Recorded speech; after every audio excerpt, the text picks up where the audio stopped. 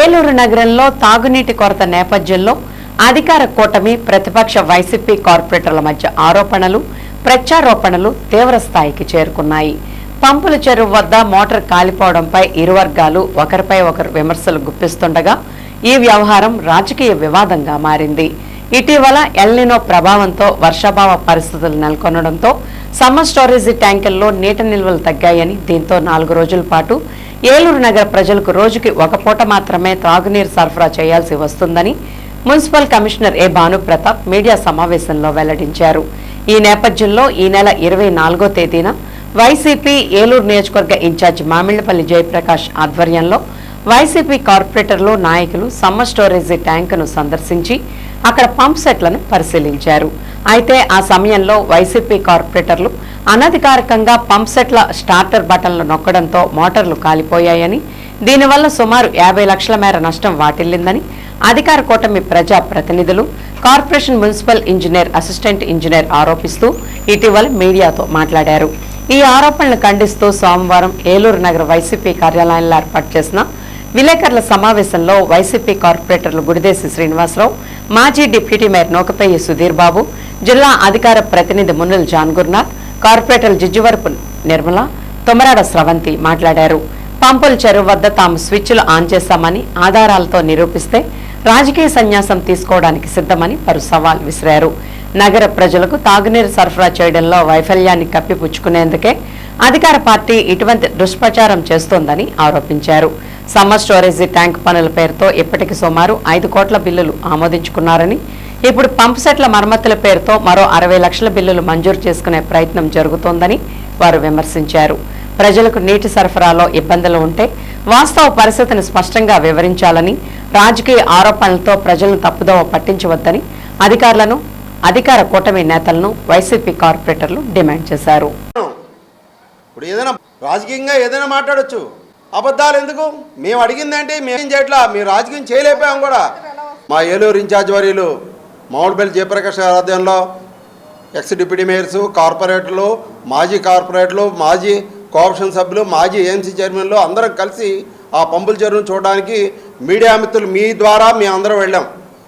అక్కడ వెళ్ళిన సమయంలో డిఈ నారాయణరావు గారు అక్కడే పనులు పర్యవేక్షిస్తున్నారు. మేమెవరం కూడా వేరే పంప్ హౌస్లోకి వెళ్ళం కానీ అలాంటిది ఏమీ చేయాల. కాలువలో కొత్తగా షెడ్ నిర్మించి అక్కడి నుంచి తూడు పట్టుకోకుండా నీళ్లు లిఫ్ట్ చేస్తున్న దాన్ని చూసాం. అక్కడ కాలువలో మోటార్లకి నీళ్ళకి అక్కడ తూడి చెత్త అడ్డపడకుండా అక్కడ మెష్ కట్టారు. ఆ మెష్ అవతల ఒక మనిషి నీటి తీస్తున్నారు. తీస్తూ అవి మేము చూసి బయటకు వచ్చి ఎవరైతే డిఈ నారాయణరావు ఉన్నారో ఆయన ఇంతకుముందు ఏలూరులో 2005 తర్వాత ఆయన ఏఈగా కూడా ఏలూరులో పనిచేయడం జరిగింది. ఆయన కొత్తగా వచ్చిన ఏఈ కూడా కాదు, డిఈ కూడా కాదు. ఆయన కూడా ఏలూరు పట్ల మా పట్ల కూడా ఆయనకేంటో తెలుసు. అక్కడ ఆయన సమక్షంలో ఆయనతో మాట్లాడి చెరువు మీదకి వెళ్ళి చెరువు దగ్గర ప్రెస్ మీట్ మాట్లాడుతూ ఉండగా దాన్ని ప్లే చేయమా. మేము అలాగే ఏలూరు సంబంధించి పంప్ హౌస్లు కూడా కట్టింది కాంగ్రెస్ పార్టీ ఆధ్వర్యంలో, మా కౌన్సిల్ కార్పొరేటర్ ఆధ్వర్యంలో జరిగింది. ఒకటి గ్రీన్ సిటీ దగ్గర ఇక్కడ కృష్ణా డెల్టా నీళ్లు రావట్లేదని చెప్పని గ్రీన్ సిటీ దగ్గర పంప్ హౌస్ ఒకటి కట్టడం జరిగింది.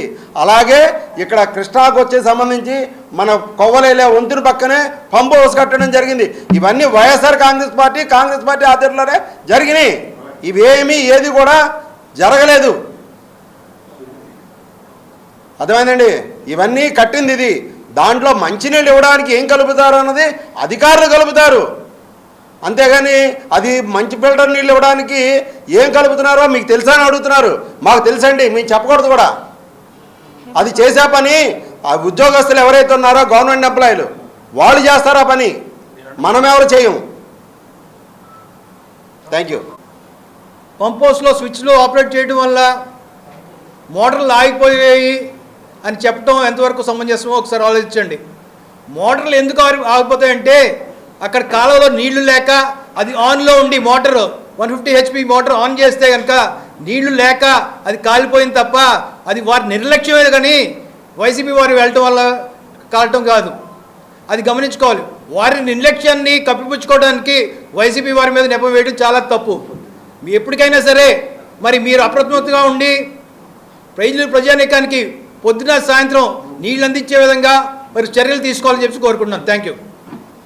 అంతేకాకుండా ఏలూరు మహాపట్నంలో 3 పూటలు మంచినీళ్ళు ఇవ్వండి తప్ప ఇలాంటి మన డైవర్షన్ పాలిటిక్స్ చేస్తూ ప్రజల్ని తప్పుదోవ పట్టించడానికి మరి ఇలాంటి చర్యలు మానుకోవాలని చెప్పి మేము విజ్ఞప్తి చేస్తున్నాం. మేము ఒకటే కోరుతున్నాం ఇతర కోఆప్షన్ సభ్యుల్ని, మేము ఎక్కడైనా సరే చిచ్చుబోర్డు ముట్టుకున్నట్లు కానీ మా ద్వారా వాటర్ పంపింగ్ ఆగిపోయినట్లు కానీ మీరు నిరూపణ చేస్తే మేము రాజకీయ సన్యాసం తీసుకోవడానికి సిద్ధంగా ఉన్నాం. మరి ఛాలెంజ్ చేస్తున్నాం, మీరు రాజకీయ సన్యాసం తీసుకుంటారా అని. ఎక్కడైనా విజువల్స్లో మేము ఏదన్నా తాకినట్లు మీరు నిరూపణ చేస్తే స్వచ్ఛందంగా రాజీనామా చేసి మేము పార్టీకి కూడా మరి ప్రత్యక్ష రాజకీయాలకు దూరంగా ఉంటామని చెప్పి కూడా ఛాలెంజ్ చేస్తూ ఇలాంటి తప్పుడు ఆరోపణలు మానుకొని అధికారుల నిర్లక్ష్య వైఖరిని మీరు మరి కప్పిపుచ్చడానికి అధికారుల్ని పని చేయనివ్వకుండా అధికారుల్ని మరి మీరు వెనకేసుకొస్తూ మరి ఏలూరు నగర ప్రజలకు దోహం చేస్తున్నటువంటి విషయాన్ని మేము వైఎస్ఆర్ కాంగ్రెస్ పార్టీ గుర్తు చేస్తున్నామే తప్ప మరి కమిషనర్ పని కమిషనర్ చేయనివ్వండి, కోఆప్షన్ పని కోఆప్షన్ సభ్యులు చేయండి. అంతే తప్ప కమిషనర్ ఉద్యోగం కూడా కోఆప్షన్ సభ్యులు చేస్తామంటే చూడడానికి చాలా ఎక్కిలుగా ఉంటుందని చెప్పి మేము తెలియజేస్తా ఉన్నాం. మామూలుగా ఎక్స్ చైర్మన్లే కానీ ఎక్స్ కోఆప్షన్ మెంబర్లే కానీ ఎక్స్ కార్పొరేటర్లే కదా వచ్చింది. ప్రజెంట్ ఉన్న కార్పొరేటర్లు వెళ్ళాం అంటే మీ లోపాలు కప్పిపుచ్చుకోవడానికి అక్కడ చెరువు ఎండిపోయింది. ఎండిపోయినప్పుడు మీరు ఏం చెప్పాలి? అమ్మ ఈ రోజు కాకపోతే ఇంకో రోజు ఇస్తాము, లేదా ఆల్టర్నేటివ్ మేము ఏదో చూసి అందిస్తామని చెప్పాలి. కానీ నింద మా మీద వేస్తే నమ్మడానికి ప్రజలు ఏమన్నా ఇదిలో ఉన్నారా? అంటే ప్రజలు కట్టే పన్నులకి ఇది లేదు. పంపు పన్ను ఆగినా పంపు కలెక్షన్ కట్ చేసేస్తారు. అలాంటప్పుడు ప్రజలకు నీళ్లు ఇవ్వాలని చెప్పేసి ఆలోచన ముందు చర్యలు తీసుకోవడం తెలియదా? అంటే వాళ్ళు వచ్చారు, వాళ్ళు చూశారు, వాళ్ళ మీద నిందేసేస్తే మాకు ఏం లేదు, మేము దులుపుకొని పక్కకి వెళ్ళిపోవచ్చనా?